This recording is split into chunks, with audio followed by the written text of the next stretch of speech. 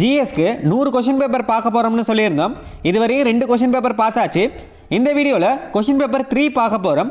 இந்த 3வது கொஷின் பேப்பரில் எந்தெந்த டாப்பிக்லாம் கவர் ஆகும்னா, யூனிட் 4ல் வந்து அடிப்படை உரிமைகள், அடிப்படை கடமைகள், இந்த 2 டாப்பிக்கில் இருக்க கொஷின் ஃபுல்லாகவே இந்த கொஷின் பேப்பரில் கவர் ஆகும். மொத்தமாக 75 வினாக்கள் இருக்கும். இந்த 75 வினாக்களுக்கு எவ்வளோ வினாக்களுக்கு உங்களால் ஆன்சர் பண்ண முடியுதுன்னு மறக்காமல் கமெண்ட் பண்ணுங்கள். போன கொஷின் பேப்பருக்கு நல்லா ரெஸ்பான்ஸ் வந்துச்சு. இந்த கொஷின் பேப்பருக்கும் அதே மாதிரி 200 பேர் லைக் பண்ணிட்டீங்கன்னா அடுத்த கொஷின் பேப்பர் மேக் பண்ணுறதுக்கு எங்களுக்கு ஈஸியாக இருக்கும். டெலிகிராம் வாட்ஸ்அப் குரூப்பில் இன்னும் நீங்கள் ஜாயின் பண்ணிக்கோங்க.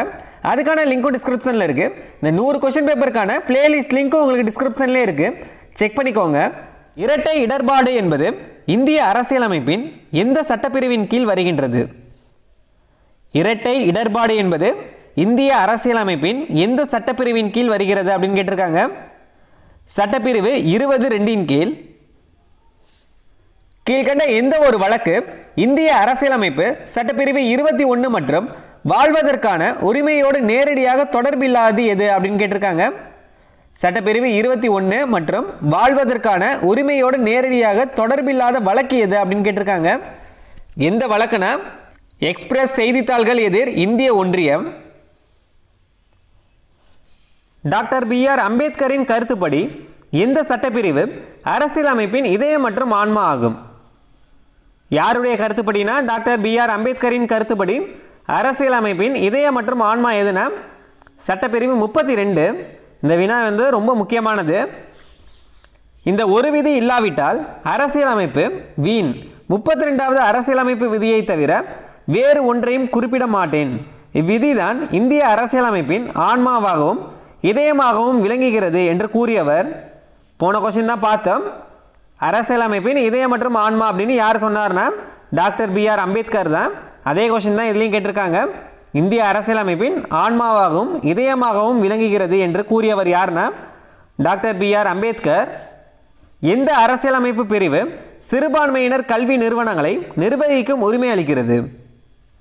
சிறுபான்மையினர் கல்வி நிறுவனங்களை நிர்வகிக்கும் உரிமை அளிக்கும் சட்டப்பிரிவு எதுனா பிரிவு 30. அடிப்படை உரிமைகளில் எந்த பிரிவு பட்டங்கள் ஒழிப்பு பற்றியது? பட்டங்கள் ஒழிப்பு பற்றிய சட்டப்பிரிவு எதுனா சட்டப்பிரிவு 18. இதெல்லாம் 10th பாலிட்டியில் ஃபஸ்ட்டு லெசன் இந்திய அரசியலமைப்பு. இதில் ஒரு டேபிளே ஃபுல்லாக கொடுத்துருப்பாங்க. பட்டங்கள் ஒழிப்பு பற்றிய பிரிவு எதுனா பிரிவு 18. இந்திய அரசியலமைப்பில் காணப்படும் அடிப்படை உரிமைகள் எத்தனை பகுதிகளாக பிரிக்கப்பட்டுள்ளது? அடிப்படை உரிமைகள் வந்து எத்தனை பகுதிகளாக பிரிக்கப்பட்டதுன்னா 6 பகுதிகளாக. என்னென்னு பார்த்தீங்கன்னா, சமத்துவ உரிமை, சுதந்திர உரிமை, சுரண்டலுக்கு எதிரான உரிமை, சமயச்சார்பு உரிமை, கலாச்சார மற்றும் கல்வி உரிமை, அரசியலமைப்புக்கு தீர்வு காணும் உரிமை.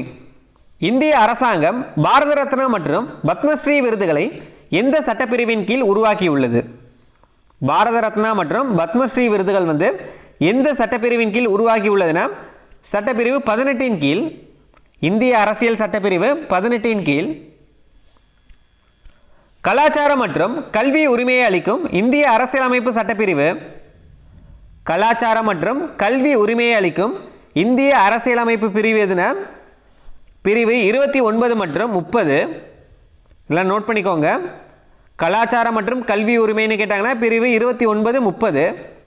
சட்டத்திற்கு முன் அனைவரும் சமம் என்று வலியுறுத்தும் அரசியலமைப்பு பிரிவு. சட்டப்பிரிவு 14. இது ரொம்ப முக்கியமானது.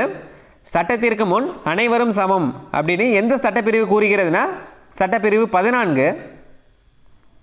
இந்திய அரசியலமைப்பு சட்டப்படி தீண்டாமையை ஒழிக்கும் சட்டப்பிரிவு. தீண்டாமையை ஒழிக்கும் சட்டப்பிரிவு எதுனா சட்டப்பிரிவு 17. இந்திய அரசியலமைப்பில் எந்த பிரிவு பெண் கல்வி உரிமையை அளிக்கிறது? பெண் கல்வி உரிமையை அளிக்கும் சட்டப்பிரிவு எதுனா சட்டப்பிரிவு 15. தவறாக ஒருவர் காவலில் வைக்கப்பட்டால் அவரை விடுதலை செய்ய எவ்வகையான நீதி பேராணையை நீதிமன்றம் பயன்படுத்துகிறது? ஆட்கொணர்வு நீதி பேராணையை. தவறாக ஒருவர் காவலில் வைக்கப்பட்டால் அவரை விடுதலை செய்ய எவ்வகையான நீதி பேராணையை நீதிமன்றம் பயன்படுத்துகிறதுனா ஆட்கொணர்வு நீதி பேராணையை. சமய சார்பின்மை என்றால் என்ன அப்படின்னு கேட்டிருக்காங்க. அனைத்து சமயங்களையும் சமமாக நடத்துவது. தான் இதுக்கானது. சமய சார்பின்மைனா அனைத்து சமயங்களையும் சமமாக நடத்துவது. கட்டாய கல்வி வழங்குவதற்கு இந்திய அரசியலமைப்பில் எந்த சட்டப்பிரிவு சேர்க்கப்பட்டது? கட்டாய கல்வி வழங்குவதற்கு இந்திய அரசியலமைப்பில் எந்த சட்டப்பிரிவு சேர்க்கப்பட்டதுன்னா சட்டப்பிரிவு 21A. இந்திய மக்களுக்கு அடிப்படை உரிமைகளை இந்தியா டேஸ் வழங்கியுள்ளது. அரசியலமைப்பு வழங்கியுள்ளது.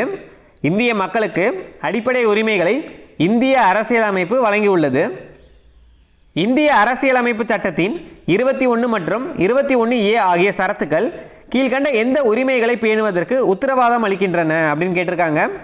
21, 21A இந்த ரெண்டு சட்டப்பிரிவுகளும் எந்த உரிமையை பேணுவதற்கு உத்தரவாதம் அளிக்கிறது அப்படின்னு கேட்டிருக்காங்க. பிரிவு 21 வந்து உயிர் வாழ்வதற்கான உரிமை மற்றும் தனிப்பட்ட சுதந்திரம். 1 வரும் கரெக்டாக. அடுத்த 21A வந்து எதுக்கு வரும்னா அடிப்படை கல்விக்கான உரிமை. ரெண்டுமே தான் வரும். 1, 4 தான் சரியானது. இல்லை ஆப்ஷன் வந்து டி. கீழ்கண்டவற்றுள் தவறாக குறிப்பிடப்பட்டுள்ளதை கண்டுபிடிக்க அப்படின்னு கொடுத்துருக்காங்க. தவறான இணை என்ன அப்படின்ற மாதிரி கேட்டிருக்காங்க. பாகுபாட்டை தடுக்கும் உரிமை பிரிவு 15. ஏ வந்து சரிதான். பாகுபாட்டை தடுக்கும் உரிமைக்கான பிரிவு என்னன்னா பிரிவு 15. கூட்டம் கூட்ட உரிமை பிரிவு 19. உயிர் வாழும் உரிமை பிரிவு 14 அப்படின்னு கொடுத்துருக்காங்க. இதில் தவறானது வந்து இதுதான், சி தான் தவறானது. உயிர் வாழும் உரிமை வந்து 21 வரணும். பிரிவு 14 எதுக்கானதுன்னா சட்டத்தின் முன் அனைவரும் சமம். இதுதான் இதுக்கான சரியானது. இல்லை சி தான் தவறாக பொருந்தி உள்ளது. கீழ்கண்ட கூற்றுகளில் தவறானதை தேர்ந்தெடுக்க அப்படின்னு கொடுத்துருக்காங்க. 4 பாயிண்ட் கொடுத்துருக்காங்க. 1, கண்ணியம் என்பதன் பொருளானது தனிநபர் சுதந்திரம் மற்றும் கண்ணியமாக வாழும் உரிமையாகும். 1 வந்து சரியானதான். கண்ணியம் என்பதன் பொருளானது தனிநபர் சுதந்திரம் மற்றும் கண்ணியமாக வாழும் உரிமையாகும். 1 சரிதான். 2வது பாருங்க, சமூக பொருளாதார உரிமைகளில் வரம்பை உணர ஆதார் மிகவும் பயனுள்ளது. இல்லை 2வதும் சரியானதான். சமூக பொருளாதார உரிமைகளில் வரம்பை உணர ஆதார் வந்து மிகவும் பயனுள்ளது அப்படின்னு சொல்லியிருக்காங்க. இல்லை 2 வந்து சரிதான். அடுத்தது 3வது பாருங்க, தனிநபர் அந்தரங்கங்களை காட்டிலும் அடிப்படை உரிமைகள் வந்து முக்கியமானது மற்றும் மேலானது அப்படின்னு சொல்லியிருக்காங்க. இது 3வது வந்து தவறானது. 4வது ஆதார் பள்ளி சேர்க்கையிலும் அத்தியாவசிய அவசிய தேவையாகும். 4 சரி. இல்லை தவறானது எதுன்னு தான் கேட்டிருக்காங்க. 3 தவறானது. 1, 2, 4 சரி. இல்லை தவறானது 3 மட்டும்தான். ஆப்ஷன் வந்து டி, 3 மட்டும் தவறானது. அடுத்தது பொறுத்துக்க கொடுத்துருக்காங்க. சமத்துவ உரிமை. சமத்துவ அடிப்படை உரிமைகளில் மொத்தம் 6 பகுதிகள் அப்படின்ற மாதிரி பார்த்துருந்தோம். சமத்துவ உரிமை, சுதந்திர உரிமை, சுரண்டலுக்கு எதிரான உரிமை, சமய சார்பு உரிமை, கலாச்சார மற்றும் கல்வி உரிமை, அரசியலமைப்புக்கு தீர்வு காணும் உரிமை அப்படின்ற மாதிரி பார்த்துருந்தோம். இந்த 6 இதுக்கான பிரிவுகள் என்ன அப்படின்ற மாதிரி பொறுத்துகையில் கேட்டிருக்காங்க. அதில் 4 மட்டும் கொடுத்துருக்காங்க. சமத்துவ உரிமை வந்து பிரிவு 14லேருந்து 18 அப்படியே ஸ்ட்ரெயிட்டாகவே கொடுத்துருக்காங்க. 1 வந்து சரி. அடுத்து பிஏ பாருங்கள், சுதந்திர உரிமை. சுதந்திர உரிமை வந்து பிரிவு 19. சுதந்திர உரிமை வந்து பிரிவு 19 எத்தனாவதாக இருக்குது? 4வதாக இருக்குது. அடுத்தது மத சுதந்திர உரிமை. மத சுதந்திர உரிமை வந்து பிரிவு 25 2வதாக இருக்குது. அரசியலமைப்பு உரிமை. அரசியலமைப்பு உரிமை பிரிவு 32 3வதாக இருக்குது. அரசியலமைப்புக்கு உட்பட்டு தீர்வு காணும் உரிமை, அதை தான் இப்போ அரசியலமைப்பு உரிமை அப்படின்னு கொடுத்துருக்காங்க. சரியானதை பாருங்கள். 1, 4, 2, 3. 1, 4, 2, 3 இதுதான் சரியானது. ஆப்ஷன் வந்து சி, 1, 4, 2, 3. நீதி பேராணைகளின் எண்ணிக்கை எத்தனை? நீதி பேராணைகள் மொத்தம் எத்தனை இருக்குன்னா 5 இருக்குது. இந்த 5 என்னன்னா ஆட்கொணர்வு நீதி பேராணை, கட்டளையுறுத்தும் நீதி பேராணை, தடையுறுத்தும் நீதி பேராணை, ஆவணக்கேட்பு நீதி பேராணை, தகுதி முறை வினவும் நீதி பேராணை. எல்லாம் நோட் பண்ணிக்கோங்க. ஃபஸ்ட்டு வந்து ஆட்கொணர்வு. ஆட்கொணர்வு. 2வது வந்து கட்டளையுறுத்தும். 3வது தடையுறுத்தும். 4வது வந்து ஆவணக்கேட்பு. 5வது தகுதி முறை வினவும் நீதி பேராணை. தகுதி முறை வினவும் நீதி பேராணை. எந்த அரசியலமைப்பு சட்டப்பிரிவு இராணுவ மற்றும் கல்விசார் பட்டங்களை தவிர மற்ற பட்டங்களை நீக்குகிறது? எந்த பிரிவுனா பிரிவு 18. இராணுவ மற்றும் கல்விசார் பட்டங்களை தவிர மற்ற பட்டங்களை நீக்கும் பிரிவு என்னென்ன? பிரிவு 18. ஜல்லிக்கட்டு ஏறு தழுவுதல் விளையாட்டு என்ற தமிழரின் கலாச்சாரம் மற்றும் பண்பாடு இந்திய அரசியலமைப்பின் எந்த சட்டப்பிரிவின் கீழ் பாதுகாப்பு அளிக்கப்பட்டது அப்படின்னு கேட்டிருக்காங்க.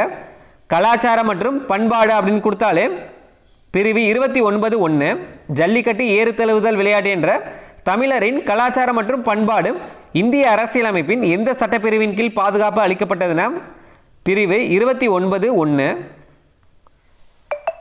கீழ்கண்ட உரிமைகளை பரிசீலனை செய்க அப்படின்னு கொடுத்து 3 பாயிண்ட் கொடுத்துருக்காங்க. கல்வி உரிமை, பொது சேவையில் சம வாய்ப்பு உரிமை, உணவுக்கான உரிமை. கீழ்கண்டவற்றில் எது சர்வதேச மனித உரிமைகள் பிரகடனத்தில் உள்ளதாகும் அப்படின்னு கேட்டிருக்காங்க. இதில் 3மே சரியானதான். கல்வி உரிமை, பொது சேவையில் சம வாய்ப்பு உரிமை, உணவுக்கான உரிமை, இது 3மே வரும். ஆப்ஷன் வந்து டி 1, 2, 3மே சரியானதான். சமய சார்பு உரிமையின் கீழ் வரும் சட்டப்பிரிவுகள் என்ன அப்படின்னு கேட்டிருக்காங்க. சமய சார்பு உரிமை வந்து பிரிவு 25 28 வரும். அடுத்த வினா பார்க்குறதுக்கு முன்னாடி சமய சார்பு உரிமை அப்படின்னு சொன்னோன்னே பிரிவு 25 28 எப்படி வந்துச்சு, அடுத்தடுத்த சட்டப்பிரிவுகள் எப்படி வருது அப்படின்றது உங்களுக்கு குழப்பமாக இருக்கும். ஸோ தெளிவாக ஒரு வாட்டி நீங்கள் பார்த்துக்கலாம். அடிப்படை உரிமையில் தான் 6 பகுதி இருக்குது அப்படின்ற மாதிரி நம்ம சொல்லியிருந்தோம். அடிப்படை உரிமையில் ஒரு 6 பகுதி இருக்குது அப்படின்னு சொல்லியிருந்தோம். அதில் என்னென்னு சொல்லியிருந்தோம்? சமத்துவ உரிமை சொல்லியிருந்தோம். அடுத்து 2வது வந்து சுதந்திர உரிமை.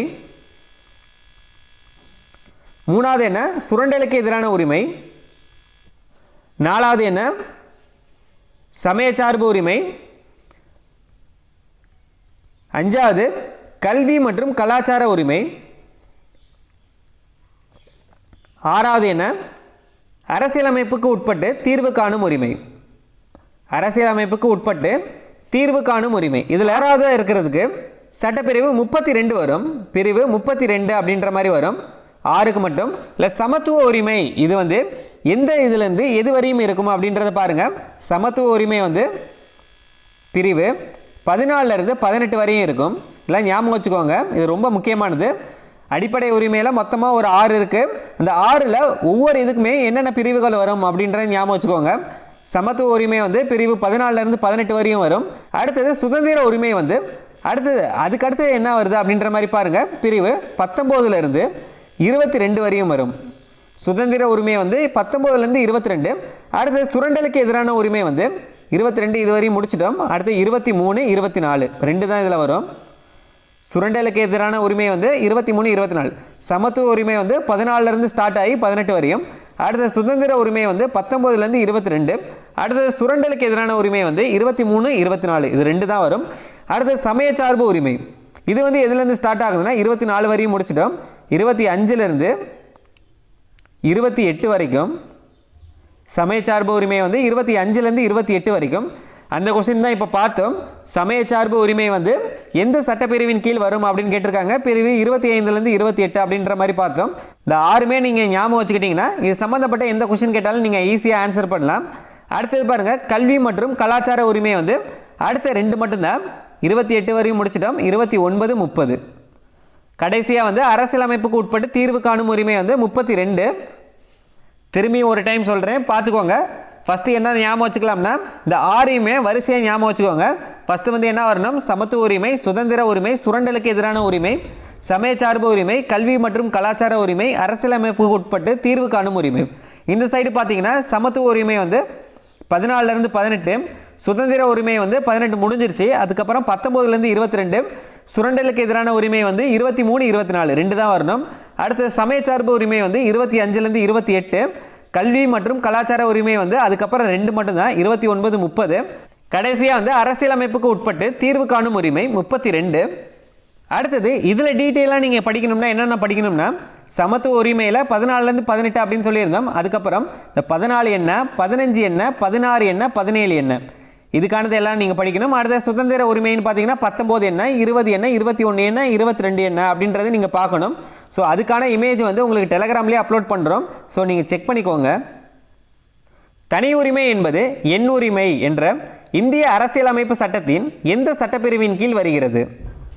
தனி உரிமை என்பது வந்து எண் உரிமை என்ற இந்திய அரசியலமைப்பு சட்டத்தின் எந்த சட்டப்பிரிவின் கீழ் வருகிறது அப்படின்னு கேட்டிருக்காங்க. இல்லை சரியானது வந்து அரசியலமைப்பு சட்டத்தின் 3வது பிரிவின் 12 முதல் 35 வரை உள்ள சட்டப்பிரிவுகள். இதுதான் தனியுரிமை என்பது எண்ணுரிமை அப்படின்ற மாதிரி சொல்கிறாங்க. பின்வருவனவற்றுள் எந்த ஒன்று சுதந்திர உரிமையின் கீழ் வராது அப்படின்னு கேட்டிருக்காங்க. சுதந்திர உரிமை அப்படின்னா எந்த பிரிவிலேருந்து எந்த பிரிவு வரையும் வரும்? பிரிவு 19லேருந்து 22 வரையும் வரும் அப்படின்ற மாதிரி சொல்லியிருந்தோம். இல்லை எதெல்லாம் வராதுன்னு பாருங்கள். பேச்சுரிமை மற்றும் கருத்து உரிமை இது வந்து பிரிவு 19ல் வரும். அடுத்தது எவ்வித தொழிலையும் அல்லது வியாபாரத்தையும் செய்யும் உரிமை, இது சுதந்திர உரிமையில் தான் வரும். ஆயுதங்களின்றி அமைதியாக கூடும் உரிமை, இது சுதந்திர உரிமை தான். கடைசியாக பாருங்கள், தங்களுடைய மதத்தையும் பண்பாட்டையும் பின்பற்றும் உரிமை, இதில் மதம் பற்றி வந்திருக்கு. இது வந்து சுதந்திர உரிமைக்குள்ளே வராது, சமயச்சார்பு உரிமைக்குள்ளே வரும். இப்போ பொருந்தாது வந்து டி தான். தங்களுடைய மதத்தையும் பண்பாட்டையும் பின்பற்றும் உரிமையை வந்து எதுக்குள்ளே வரும்னா சமயச்சார்பு உரிமைக்குள்ளே வரும். இதில் என்ன கேட்டிருக்காங்க? சுதந்திர உரிமையின் கீழ் வராது எது அப்படின்னு கேட்டிருக்காங்க. இதுதான் வராது. இந்திய அரசியலமைப்பின் எந்த சட்டப்பிரிவு பட்டங்களை ஒழித்தல் பற்றி கூறுகிறது? எந்த சட்டப்பிரிவு வந்து பட்டங்களை ஒழித்தல் பற்றி கூறுகிறது அப்படின்னு கேட்குறாங்க. பிரிவு 18. கீழ்கண்ட கூற்றுகளில் எது சரியானதல்ல அப்படின்னு கேட்டிருக்காங்க. அரசியலமைப்பு சட்டம் சட்டப்பிரிவு 16 கீழ் பாரபட்சத்திற்கு எதிரான உத்தரவாதம் அரசின் கீழ் வேலை மற்றும் பணி நியமனம் ஆகியவற்றிற்கு மட்டும் வரையறுக்கப்பட்டுள்ளது. பிரிவு 16 என்ன சொல்லியிருக்கும்னா பொது வேலைவாய்ப்புகளில் சம வாய்ப்பளித்தல் அப்படின்ற மாதிரி சொல்லியிருக்கும். இப்போ ஏ வந்து சரியானதா? அடுத்து பிஏ பாருங்க. அரசியலமைப்பு சட்டம் சட்டப்பிரிவு 16 கீழ் வராத அனைத்து பாரபட்சங்களை பற்றி சட்டப்பிரிவு 15 கூறுகிறது. அடுத்தது பாருங்க, அரசியலமைப்பு சட்டம் சட்டப்பிரிவு 16 கீழ் வராத அனைத்து பாரபட்சங்களை பற்றி சட்டப்பிரிவு 15 கூறுகிறது அப்படின்னு சொல்லியிருக்காங்க. சட்டப்பிரிவு 16 என்ன நமக்கு தெரியும்? பொது வேலைவாய்ப்புகளில் சம வாய்ப்பளித்தல், இதை பற்றி கூறும். சட்டப்பிரிவு 15 என்ன சொல்லும் அப்படின்னு பார்த்தீங்கன்னா மதம், இனம், சாதி, பாலினம் மற்றும் பிறப்பிடம் இவற்றின் அடிப்படையில் பாகுபடுவதை தடை செய்தல் பற்றி கூறும். இல்லை சரியாக தான் சொல்லியிருக்காங்க. பி வந்து சரிதான். அடுத்தது பாருங்க, அரசியலமைப்பு சட்டம் சட்டப்பிரிவு 16 சட்டப்பிரிவு 14 கீழான சமத்துவ உரிமை அரசின் கீழ் உள்ள வேலை மற்றும் பணி நியமனம் ஆகியவற்றிற்கு பொருந்தும் என்பதை உள்ளடக்கி இருக்கிறது.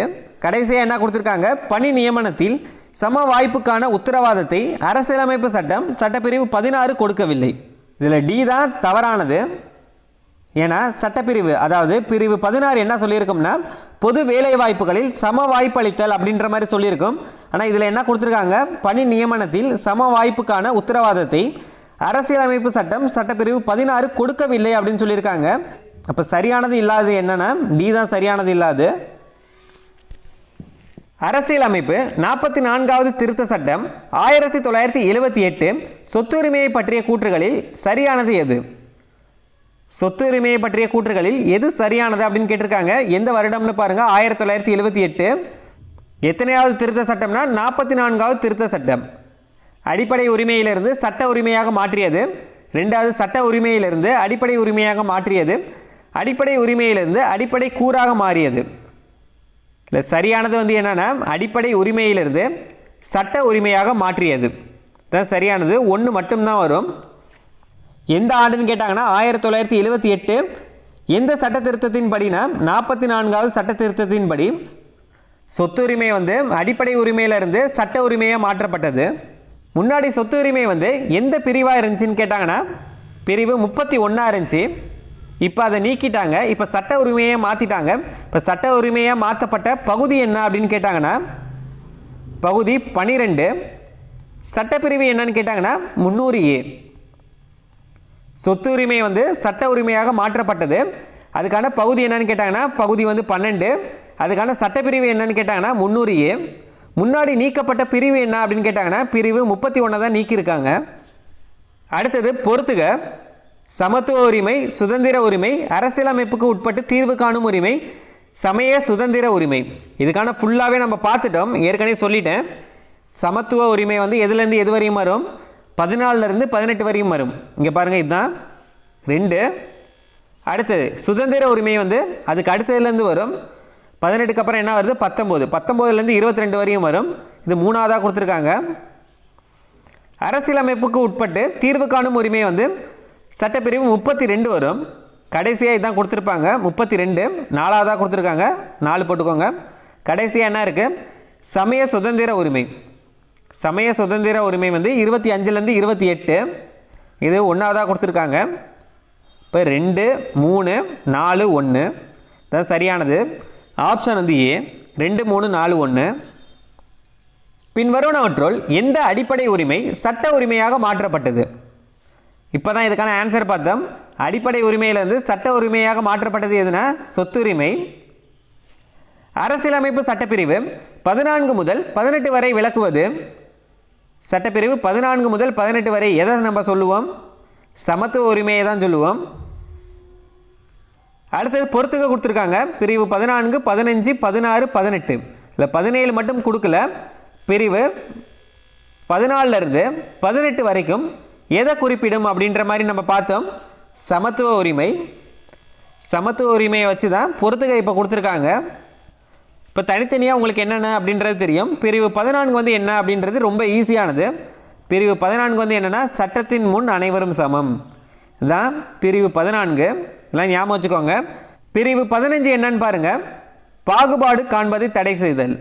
பிரிவு 15 வந்து பாகுபாடு காண்பதை தடை செய்தல்.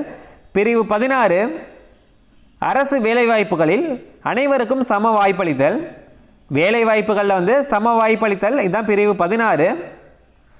பிரிவு 17 என்னன்னு கொடுக்கல, அதை நீங்கள் தெரிஞ்சுக்கோங்க. தீண்டாமையை ஒழித்தல். பொறுத்துகையில் கொடுக்கல. பிரிவு 17 வந்து தீண்டாமையை ஒழித்தல். பிரிவு 18 வந்து பட்டங்களை ஒழித்தல். அதாவது எந்த பட்டங்கள் அப்படின்ற மாதிரி கேட்டிருந்தாங்கன்னா இராணுவ மற்றும் கல்விசார் பட்டங்களை தவிர மற்ற பட்டங்களை ஒழித்தல். இல்லை டீட்டெயிலாக நீங்கள் பார்த்துக்கோங்க. பிரிவு 14 வந்து சட்டத்தின் முன் அனைவரும் சமம். பிரிவு 15 வந்து பாகுபடுவதை தடை செய்தல். என்னன்னு பார்த்தீங்கன்னா மதம், இனம், சாதி, பாலினம்னு பாகுபடுவதை வந்து தடை செய்தல். பிரிவு 16 என்னன்னு பார்த்தீங்கன்னா பொது வேலைவாய்ப்பில் வந்து சம வாய்ப்பளித்தல். அதான் அரசு வேலைவாய்ப்புகளில் அனைவருக்கும் சம வாய்ப்பு அப்படின்னு கொடுத்துருக்காங்க. பிரிவு 17 வந்து கொடுக்கல, அது என்னன்னு தெரிஞ்சுக்கோங்க. தீண்டாமையை ஒழித்தல். பிரிவு 18 என்னன்னு பார்த்தீங்கன்னா பட்டங்களை ஒழித்தல். அதாவது இராணுவ மற்றும் கல்விசார் பட்டங்களை தவிர மற்ற பட்டங்களை ஒழித்தல் அப்படின்றது தான். சரியானது என்னன்னு பாருங்கள். 3, 4, அடுத்து 2, அடுத்து 1, 3, 4, 2, 1. ஆப்ஷன் வந்து டி. கீழ் சொல்லப்பட்டவற்றுள் நாங்கள் ஆணையிடுகிறோம் என்ற பொருள் வந்து உணர்த்துவது எந்த மனு அப்படின்னு கேட்டிருக்காங்க. இல்லை கொஞ்சம் சுத்த விட்டுருக்காங்க உங்களை. ஆட்கொணர்வு நீதி பேராணை இது மாதிரிலாம் வரும். 5 நீதி பேராணைகள் பார்த்துருப்போம். அதில் ஒரு பேராணை தான் இதில் கொடுத்துருக்காங்க. இதை மாற்றி கொடுத்துருக்காங்க. எப்படின்னு பாருங்கள். மாண்டமூஸ் தான் சரியானது. மாண்டமூஸ்னால் என்னென்னா கட்டளை உறுத்தும் நீதி பேராணை. இதையும் நீங்கள் தெரிஞ்சுக்கோங்க. கட்டளை உறுத்தும் நீதி பேராணை தான் மாண்டமூஸ் அப்படின்னு சொல்லுவாங்க. தீண்டாமை ஒழிப்பு பற்றி கூறும் அரசியலமைப்பு பிரிவு.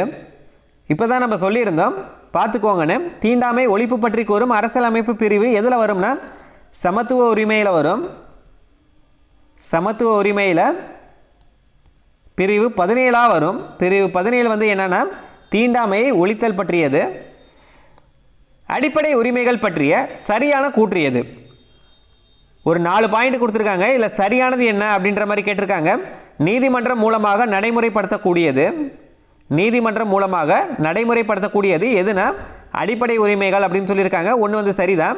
2வது இந்த உரிமைகள் முழுமையானது அப்படின்னு சொல்லியிருக்காங்க.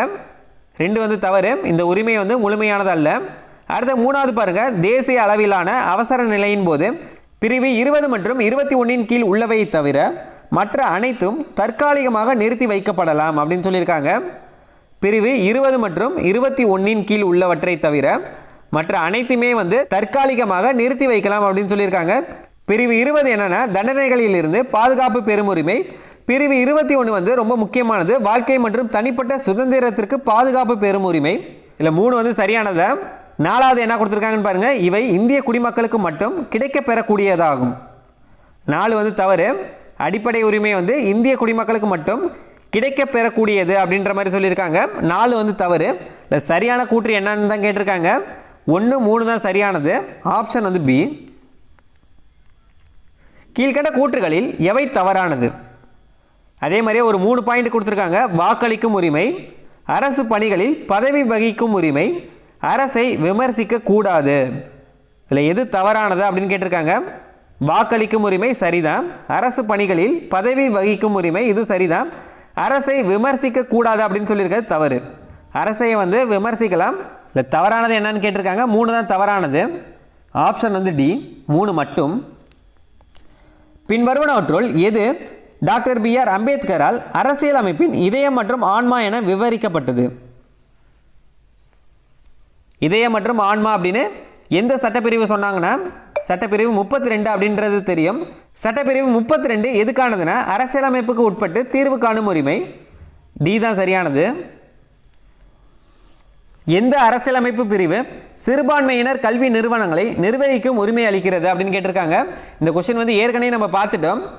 சிறுபான்மையினர் அப்படின்னு வந்தாலே எதில் வரும்? கல்வி மற்றும் கலாச்சார உரிமையில் வரும். கல்வி மற்றும் கலாச்சார உரிமையில் வரும். இது எதுக்கானது வரும்னா 29, 30 பிரிவு 29, 30க்கானதில் வரும். இல்லை ஆப்ஷனில் எது கொடுத்துருக்காங்கன்னு பாருங்கள், 30 தான் கொடுத்துருக்காங்க. இதுதான் சரியானது. செய்ய தவறிய ஒரு குறிப்பிட்ட செயலை உடனடியாக செய்ய கோரி நீதிமன்றம் பிறப்பிக்கும் ஆணை. இவ்வாணை பிறப்பிக்கப்பட்டதும் குறிப்பிட்ட அலுவலர் அச்செயலை உடனடியாக செய்ய வேண்டியவராகிறார். இது எவ்வகை நீதி பேராணை அப்படின்னு கேட்குறாங்க. செயலுறுத்து நீதி பேராணை. ஆட்கொணர் நீதி பேராணை என்பது சட்டத்திற்கு புறம்பாக கைது செய்வதிலிருந்து மக்களை பாதுகாத்தல். இல்லை ஏவே சரியானதா? ஆட்கொணர் நீதி பேராணை அப்படின்னா என்னென்னா சட்டத்திற்கு புறம்பாக கைது செய்வதிலிருந்து மக்களை பாதுகாப்பது தான்.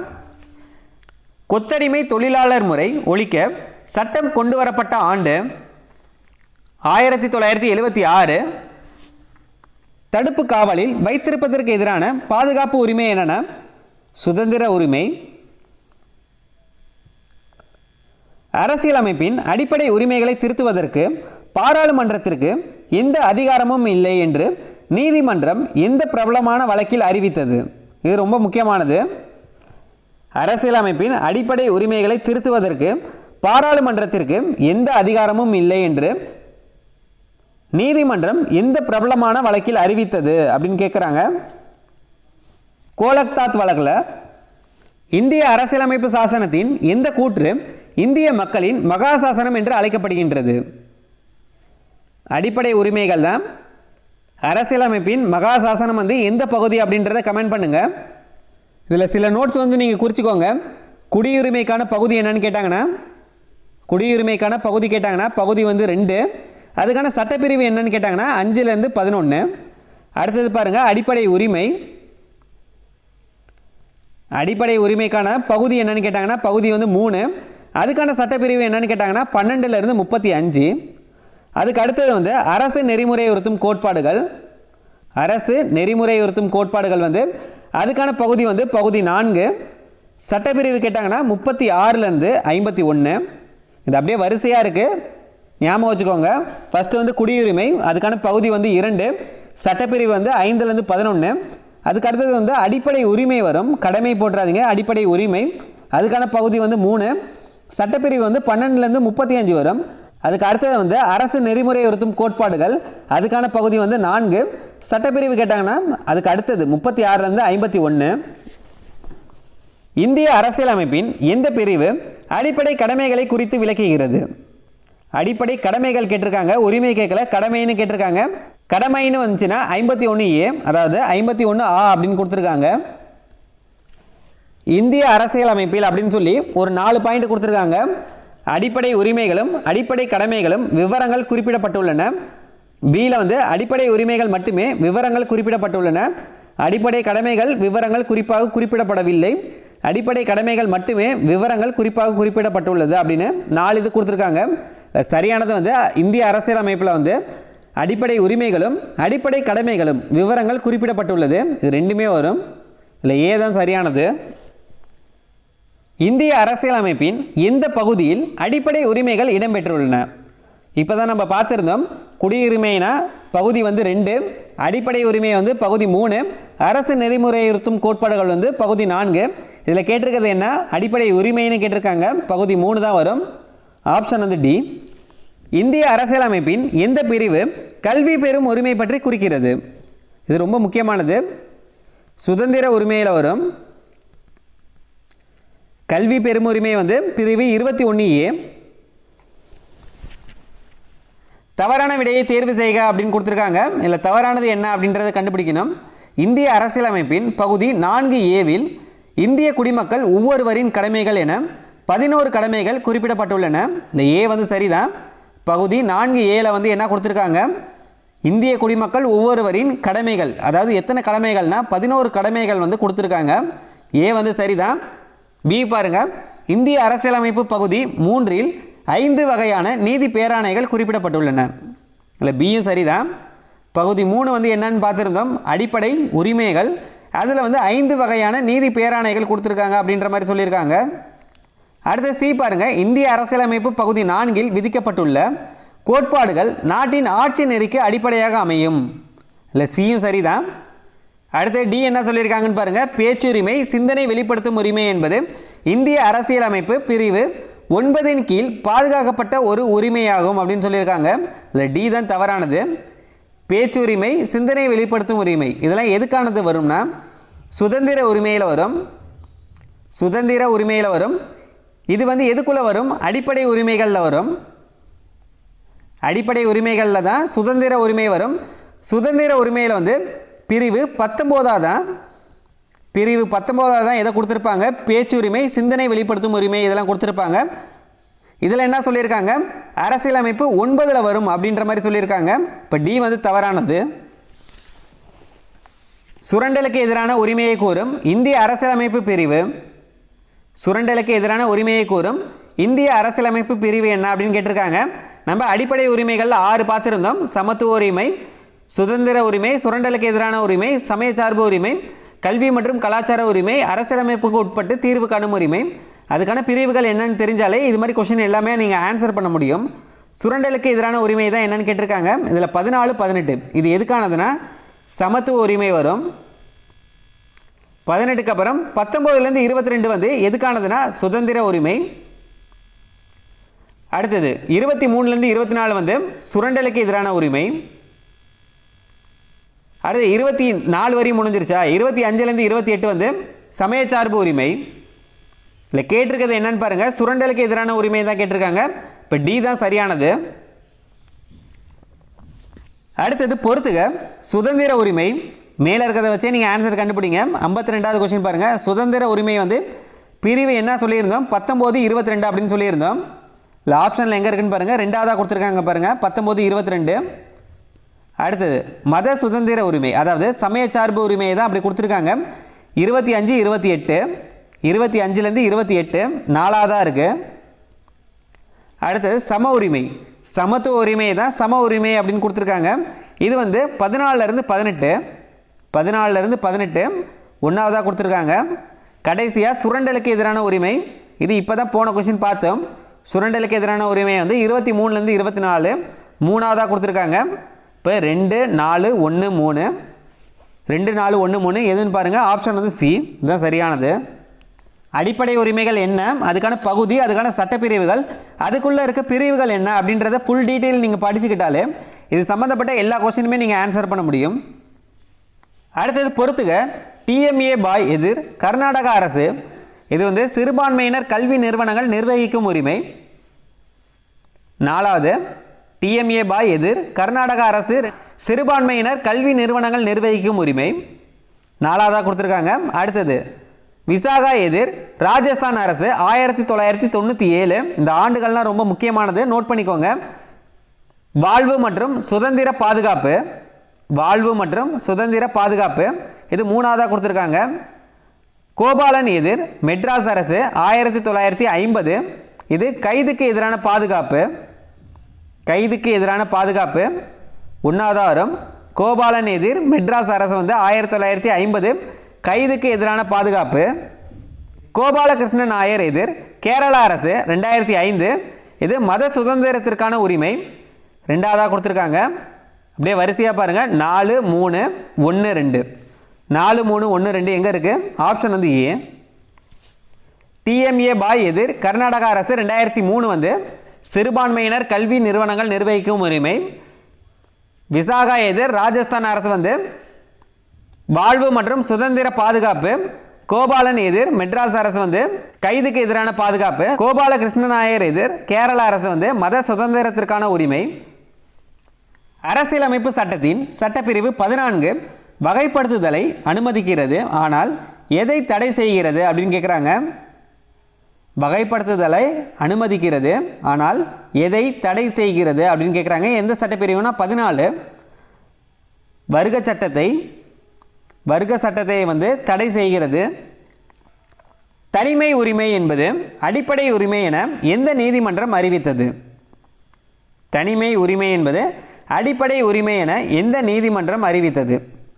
இந்திய உச்சநீதிமன்றம். சுத்தமான குடிநீர் பெறுதல் என்பது நமது அடிப்படை உரிமை. இது இந்திய அரசியலமைப்பில் எந்த பிரிவில் அடங்கியுள்ளது? பிரிவு 21 அரசியலமைப்பு கூட்டத்தின் கீழ் சொத்தெடுப்பு உரிமை என்ற கோட்பாடு சம்பந்தமான கீழ்கண்ட கூற்றுகளில் சரியானது எது? சொத்தெடுப்பு உரிமை என்ற கோட்பாடு சம்பந்தமான கீழ்கண்ட கூற்றுகளில் எது சரியானது அப்படின்னு கேட்டு ஒரு 3 கூற்று கொடுத்துருக்காங்க. கூற்று 1 பாருங்க, இழப்பீடு கொடுத்த பின்னர் பொது நோக்கத்திற்காக தனிநபரின் சொத்தை கையகப்படுத்துவதற்கு ஒரு மாநில அரசின் இறையாண்மை அதிகாரம். இல்லை 1 வந்து சரிதான். இழப்பீடு கொடுத்த பின்னர் பொது நோக்கத்திற்காக தனிநபரின் சொத்தை கையகப்படுத்துவதற்காக ஒரு மாநில அரசின் இறையாண்மை அதிகாரம். கூற்று 2 என்ன சொல்லியிருக்காங்கன்னு பாருங்க, ஒரு நபரை கைது செய்வதற்கு ஒரு மாநில அரசுக்கு உரிய அதிகாரம். கூற்று 3 வந்து வேண்டுகோள் விடுப்பதற்கு ஒரு மாநில அரசுக்கு உரிய அதிகாரம். சொத்தெடுப்பு உரிமை என்ற கோட்பாடு சம்பந்தமான கூற்று என்னன்னு கேட்டிருக்காங்க. இதுக்கு சம்பந்தப்பட்டது எதுனா கூற்று 1 மட்டும்தான். இழப்பீடு கொடுத்த பின்னர் பொது நோக்கத்திற்காக தனிநபரின் சொத்தை கையகப்படுத்துவதற்கு ஒரு மாநில அரசின் இறையாண்மை அதிகாரம். இதுக்கு சம்பந்தப்பட்டது கூற்று 1 மட்டும்தான் சரியானது. ஆப்ஷன் வந்து சி, கூற்று 1 மட்டும் சரியானது. கீழ்கண்டவற்றில் சரியான கூற்று என்ன அப்படின்னு கேட்டிருக்காங்க. 3 கூற்று கொடுத்துருக்காங்க.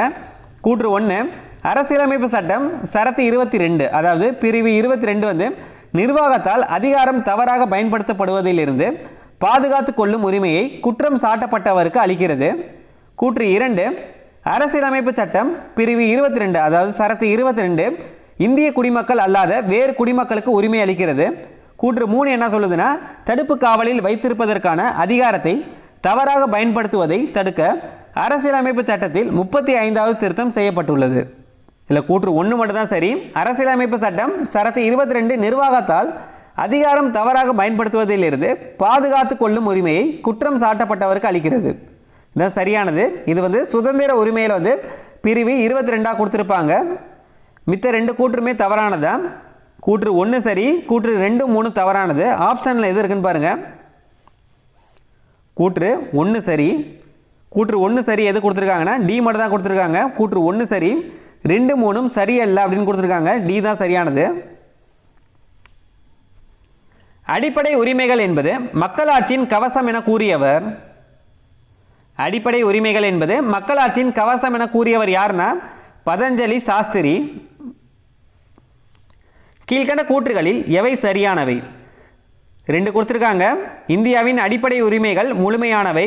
இல்லை 1 தவறானதா, ஏற்கனவே இதை பார்த்துட்டோம். 2வது என்ன கொடுத்துருக்காங்கன்னு பாருங்க, அடிப்படை உரிமைகள் வந்து நடைமுறைப்படுத்தக்கூடியவை. இல்லை 2 சரியானது.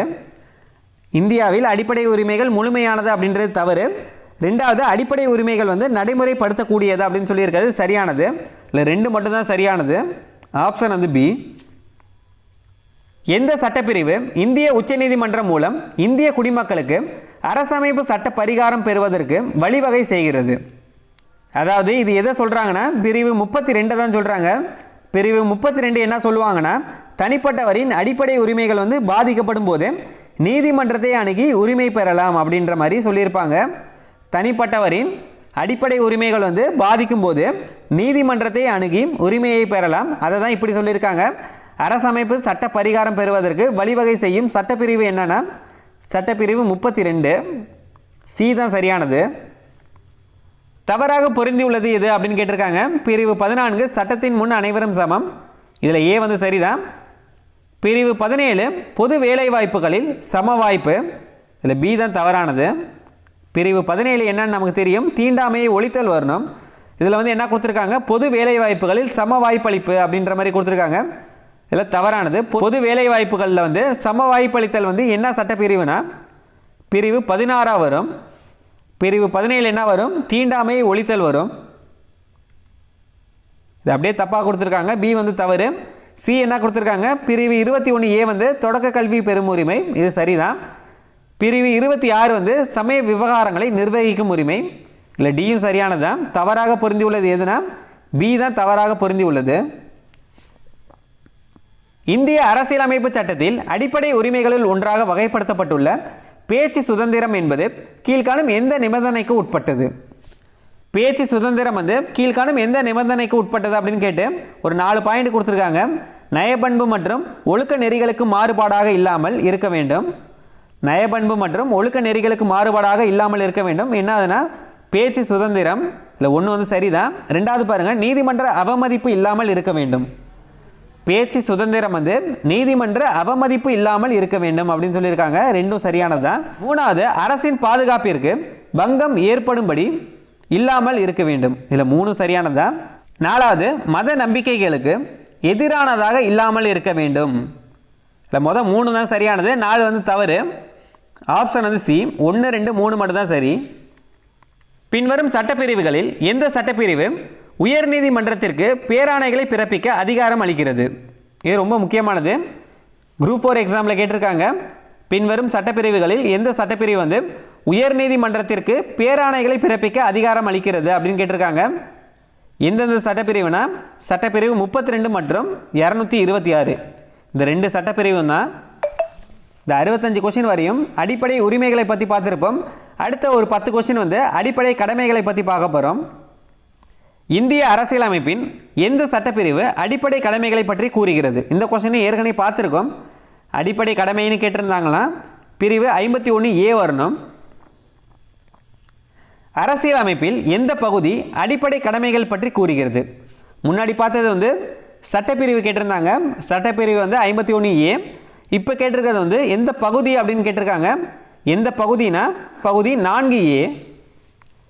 86வது அரசியலமைப்பு திருத்த சட்டம் 2002 படி 51A(k)வின் கீழ் எந்த அடிப்படை கடமையை வந்து அறிமுகப்படுத்தப்பட்டுள்ளது அப்படின்னு கேட்டிருக்காங்க. இந்த கொஸ்டினும் குரூப் 4 எக்ஸாமில் கேட்டிருக்காங்க. ரொம்ப முக்கியமானது. இல்லை 86வது அரசியலமைப்பு திருத்த சட்டம் இது முக்கியமானது. எந்த வருடம் அப்படின்றது முக்கியமானது. இல்லை சரியானது வந்து 14 வயதிற்கு உட்பட்ட அனைத்து குழந்தைகளுக்கும் இலவச மற்றும் கட்டாய கல்வி அளித்தல்.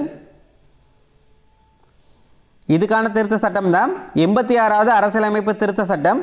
எந்த ஆண்டுனா 2002 படி 51A(k)வின் கீழ். அடிப்படை கடமைகள் பற்றிய கூற்றுகளில் சரியானது என்ன அப்படின்னு கேட்டிருக்காங்க. அடிப்படை கடமைகள் பற்றிய கூற்றுகளில் எது சரியானதுன்னு கேட்டு ஒரு 3 பாயிண்ட் கொடுத்துருக்காங்க. இந்திய அரசியலமைப்பின் ஒரு பகுதியாகவே எப்பொழுதும் இருந்தது. அடிப்படை கடமை வந்து இந்திய அரசியலமைப்பின் ஒரு பகுதியாகவே எப்போதும் இருந்தது அப்படின்னு சொல்லியிருக்காங்க. ஒன்று வந்து தவறு தான். அடுத்து, அரசியலமைப்பு சட்ட திருத்தத்தின் மூலம் சேர்க்கப்பட்டது. அடிப்படை கடமை வந்து அரசியலமைப்பு சட்ட திருத்தத்தின் மூலம் சேர்க்கப்பட்டது அப்படின்னு சொல்லியிருக்காங்க. 2 வந்து சரிதான். மூணாவது, இது இந்திய குடிமக்களுக்கு வழங்கப்பட்ட தவிர்க்க முடியாத ஆணையாகும். 3 வந்து தவறு. இது தவிர்க்க முடியாத ஆணையெல்லாம் கிடையாது. அடிப்படை கடமை வந்து தவிர்க்க முடியாத ஆணையெல்லாம் கிடையாது. இப்போ சரியானது என்னென்னா 2 மட்டும்தான். ரெண்டாவது என்ன சொல்லியிருக்காங்க, அடிப்படை கடமை வந்து அரசியலமைப்பு சட்ட திருத்தத்தின் மூலம் சேர்க்கப்பட்டது. இது மட்டும் தான் சரியானது. ஆப்ஷன் வந்து சி, 2 மட்டும் சரியானது. குடிமக்களின் அடிப்படை கடமைகள் பற்றி விளக்கும் அரசியலமைப்பு திருத்தம். குடிமக்களின் அடிப்படை கடமைகள் பற்றி விளக்கும் அரசியலமைப்பு திருத்தம் என்னன்னா 42வது திருத்தம். கீழ்காணும் விதிகளில் எந்த ஒன்று இந்திய அரசியலமைப்பு அடிப்படை கடமைகளின் வரிசையை சார்ந்தது அல்ல அப்படின்னு கொடுத்துருக்காங்க.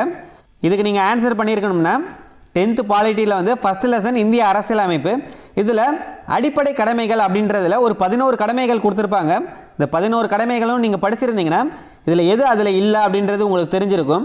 அறிவியல் கோட்பாடு, மனிதநேயம், ஆராய்ச்சி மனப்பான்மை மற்றும் சீர்திருத்தம் ஆகியவற்றை வளர்த்தல். ஏ வந்து சரிதான். பொது தேர்தல்களில் வாக்களித்தல். இல்லை எது பொருந்தாதுன்னா இதுதான். 11 கடமைகளில் வந்து பொது தேர்தல்களில் வாக்களித்தல் இது வந்து கொடுத்துருக்க மாட்டாங்க. இதுதான் பொருந்தாது. அடுத்து, வன்முறையை கைவிட்டு பொது சொத்துக்களை பாதுகாத்தல், அரசமைப்பிற்கு கீழ்ப்படிந்து அதற்கு மரியாதை அளித்தல். இல்லை பொருந்தாது வந்து பொது தேர்தல்களில் வாக்களித்தல். இதுதான். இந்திய அரசியலமைப்பு சட்டத்தின் எந்த அம்சம் ஒவ்வொரு இந்திய குடிமகனையும் அறிவியல் மனப்பாங்கு, மனிதநேயம், ஆய்ந்தறியும் வேட்கை, சீர்திருத்தம் ஆகியவற்றை வளர்த்து கொள்ள வேண்டும் என வலியுறுத்துகிறது?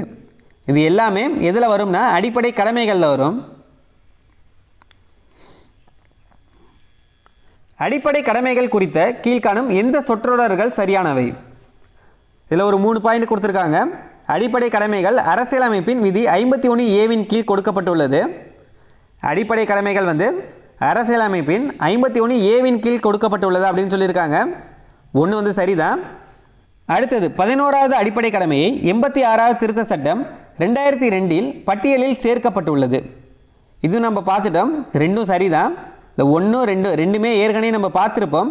அடிப்படை கடமைக்கான பகுதி என்னென்னா 51A அப்படின்றது பார்த்துருப்போம். அதே மாதிரியே 11வது அடிப்படை கடமையை 86வது திருத்த சட்டம் 2002 பட்டியலில் சேர்க்கப்பட்டுள்ளது அப்படின்றதும் ஏற்கனவே ஒரு கொஸ்டினில் பார்த்துருப்போம். 3வது என்ன சொல்லியிருக்காங்கன்னு பாருங்கள். அறிவியல் மனப்பான்மையை வளர்த்தல் ஒரு அடிப்படை கடமை அல்ல அப்படின்னு சொல்லியிருக்காங்க. 3 வந்து தவறு. அறிவியல் மனப்பான்மையை வளர்த்தல் வந்து ஒரு அடிப்படை கடமை வரும், இல்லை கடமை அல்ல அப்படின்னு சொல்லியிருக்காங்க. இல்லை 1 2 தான் சரியானது, 3 வந்து தவறானது. இல்லை சரியானது என்னன்னு கேட்டிருக்காங்க. 1 மற்றும் 2 சரி. ஆப்ஷன் வந்து சி. அடிப்படை கடமைகள் அரசியலமைப்பில் சேர்க்க பரிந்துரை செய்தது. அடிப்படை கடமைகளை வந்து அரசியலமைப்பில் சேர்க்க பரிந்துரை செய்தது எந்த குழு அப்படின்னு கேட்டிருக்காங்க. ஸ்வரன் சிங் குழு. எந்த ஆண்டுன்னு கேட்டாங்கன்னா 1976. அடிப்படை கடமைகள் தொடர்பான கீழ்கண்ட வாக்கியங்களில் சரியானவை எவை? அடிப்படை கடமைகள் தொடர்பான கீழ்கண்ட வாக்கியங்களில் எது சரியானது அப்படின்னு கேட்டிருக்காங்க. அதே மாதிரி ஒரு 4 பாயிண்ட் கொடுத்துருக்காங்க. 1 நாடாளுமன்றத்தில் சட்டத்தின் மூலம் இதை அமல்படுத்த முடியாது. 1 வந்து தவறு. நாடாளுமன்றத்தில் சட்டத்தின் மூலம் இதை அமல்படுத்த முடியாதுன்னு கொடுத்துருக்காங்க. 1 வந்து தவறு. 2வது இது இந்திய குடிமக்களுக்கே பொருந்தும். 2 சரி. அடிப்படை கடமைகள் வந்து இந்திய குடிமக்களுக்கே பொருந்தும். 2 வந்து சரி. 3வது அனைத்து அடிப்படை கடமைகளுமே ஒழுக்க நெறிகளையோ அல்லது குடிமை கடமைகளையோ அடிப்படையாக கொண்டவை. 3 சரி. அனைத்து அடிப்படை கடமைகளுமே ஒழுக்க நெறிகளையோ அல்லது குடிமை கடமைகளையோ அடிப்படையாக கொண்டவை அப்படின்னு சொல்லியிருக்காங்க. 3 வந்து சரி. 4வது வந்து என்னன்னு பாருங்க. அரசுக்கு வரிகளை செலுத்துவதும் ஒரு அடிப்படை கடமை அப்படின்னு சொல்லியிருக்காங்க. 4 வந்து தவறு. அடிப்படை கடமைகளில் வந்து அரசுக்கு வரிகளை செலுத்துவது வந்து வராது. இப்போ 2 3 தான் சரியானது. ஆப்ஷன் வந்து சி. 2 மற்றும் 3 சரி. இதோட 3 கொஸ்டின் பேப்பர் பார்த்துட்டோம். இந்த 75 கொஸ்டினில் எவ்வளோ கொஸ்டினுக்கு நீங்கள் ஆன்சர் பண்ணியிருக்கீங்க அப்படின்றத மறக்காமல் கமெண்ட் பண்ணுங்கள். இந்த கொஸ்டின் பேப்பர் வந்து உங்களுக்கு கண்டிப்பாக யூஸ்ஃபுல்லாக இருந்திருக்கும்.